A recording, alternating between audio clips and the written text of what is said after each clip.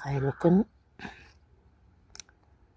Көктемнің алғашқы шығатын гүлдерінің бірі бақбақ гүлімен сіздерді таныстырғым келіп отыр. Бұл бақбақ гүл 90 аурудың емі. Бауыр, бүйрек, жалпы іш құрылысына, жүрек ауруына ем, және де қант диабетін жазады. Содан кейін жаңағы рак ауруын емдейді. Және де әйел адамдар беттерін тазаласа болады.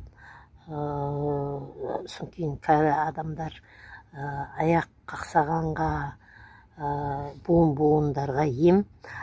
Содан кейін әйел адамдарға осы бақбақ гүлін ішіп азса болады. Салмақ тастағанға өте пайдалы.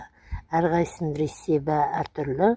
Мен оны кейін бөлек айта жатармын. Негізі осы бақбақ гүл 90 аурудың емі. Өте пайдалы шөп.